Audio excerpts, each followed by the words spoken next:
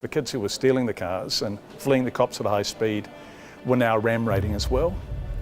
So previously they'd endangered people's lives by driving dangerously on the road. Now they were endangering people's lives by driving through the fronts of shops and sometimes even running inside with machetes and, truly terrible, terrifying things. What the hell makes a child behave like that?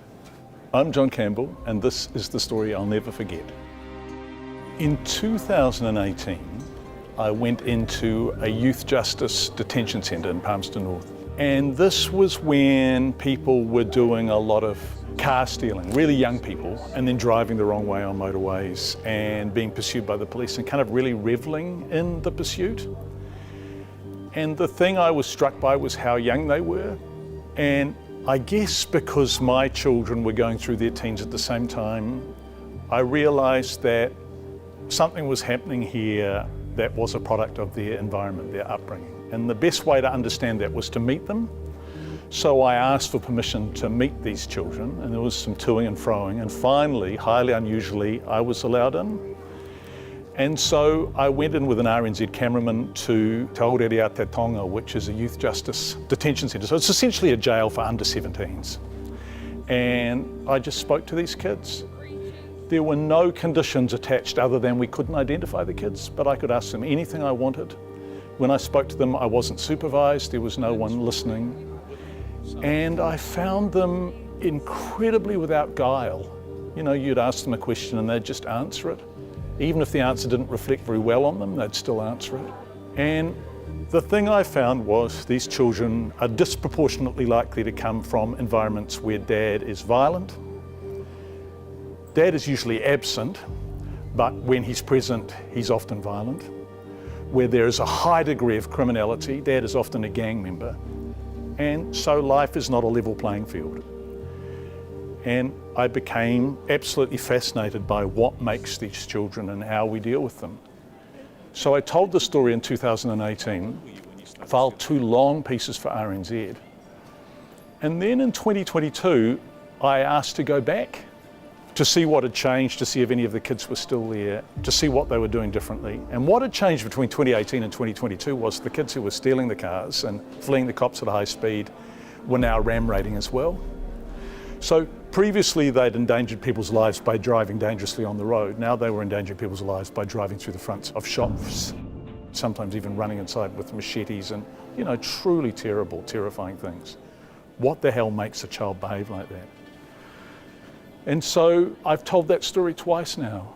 And the thing that I learned was that whatever we think of these children, and some of what they're doing is horrific, we need to understand what makes them. And they are a product of an environment that most of us simply can't understand. And so how strikingly unlevel the playing field is. Like, they do not have lives that we would even remotely describe as ordinary. And their lives are so damaging. And so a kind of criminality, a kind of fatalism, a kind of devil-may-care attitude is, I would think, inevitable, right? I spoke to children who were using meth from the age of 12. I spoke to children who had had very few days in their lives where they weren't victims of violence or watching their mother be a victim of violence. The kind of upbringing that most of us have no comprehension of whatsoever. And they make these criminal children. So I won't ever forget that, because I met them and they spoke to me. And when I asked them questions, they answered them. People have tried to say that my stories were going soft on crime. Not at all.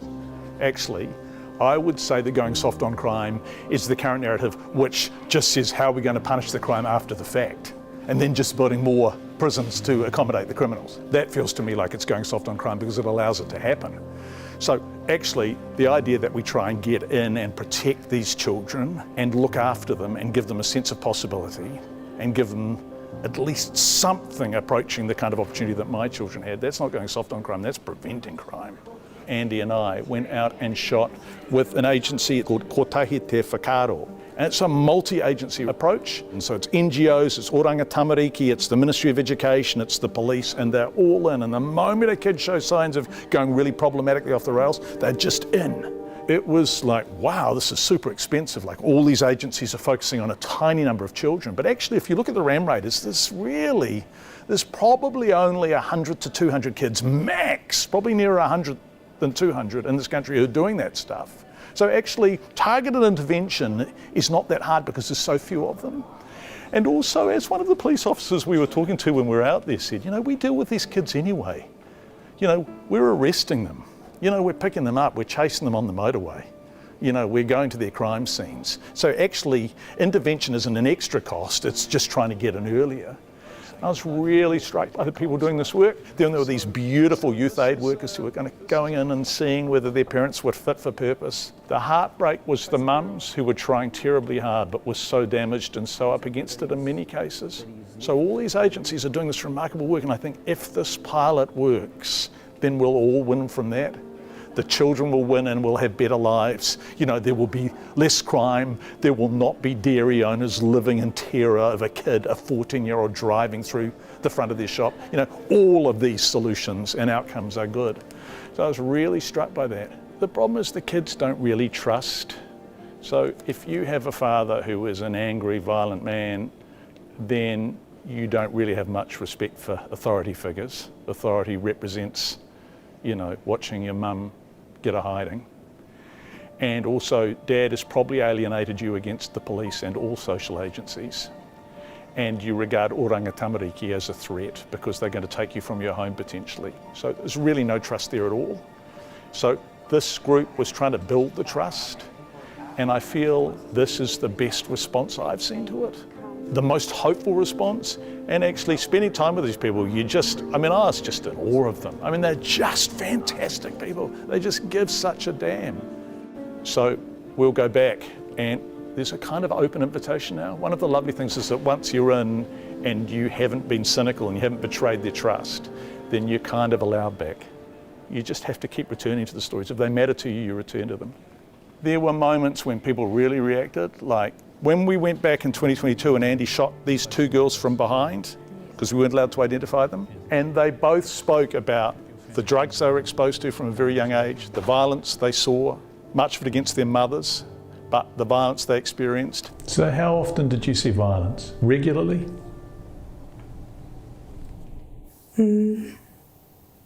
Like most days, yep. I'm listening to them tell these stories. You can't not be moved by that. You can't watch that and not understand how different the lives those children are having from the lives my children are having. Completely different lives. The other thing is we got the first interview with the new principal youth court judge, Ada Molosi, and she was just fantastic because she said, look, I can sit in court and send these kids to youth justice centres, and from time to time I go really tough on them. But actually what we need to do as a society is own the failure that is leading to their criminality. And that's on all of us. She gave a really powerful interview and people really responded to that because she has the mana of her position. I hope it made some difference.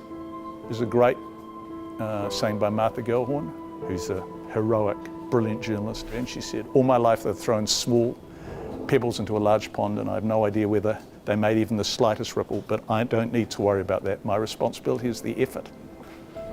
So our responsibility as journalists is to tell the story in ways that illuminate. If all we're doing is repeating conventional narratives or saying the same shit over and over and over, then there's no point doing it.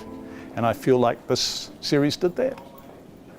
And also I had this amazing experience. So in 2018 in Palmerston North, I met this girl. I think she was about, I don't know how old she was, but she was like 14 or 15. And she just had something about her, A lot of these kids don't have a sparkle in their eyes. Their eyes look lost. But she had this real air. And I said, you must dream of doing more than this. And she said, yeah, I want to be a makeup artist. And I remember feeling a little bit heartbroken that was never going to happen. Because I work in television, I know the makeup artists and they're confident and, largely middle class and full of this kind of ability to face the world. Anyway, when I went back, when Andy and I went in 2022 and I said, oh, where's Niay? How's she going? And they said, oh, you won't believe this. She's a makeup artist. And I remember thinking, wow. So we tracked her down and we called her. Now she's not a minor, she's an adult, and she's out of the system. She's not offending. She hasn't committed any offences for 2 or 3 years now, maybe longer. And so we went to visit her in Hamilton, and there's this magic moment in the story where she turns to face the camera holding her makeup certificate, and she just looks so proud. And I will never forget her pride, and also the pride I felt in her, because she had overcome what seemed to me to be insurmountable odds. She'd come from a violent home. She was a car stealer, and she liked to drive very fast, and she really didn't seem to care whether she lived or died, basically. And then here was this kid with this qualification and the sense of possibility. She now has a makeup business, and she's doing really well. And for me, you know, that truly is a story I'll never forget, because we all have stories about overcoming things, but to overcome the obstacles she'd faced in her childhood is a remarkable thing.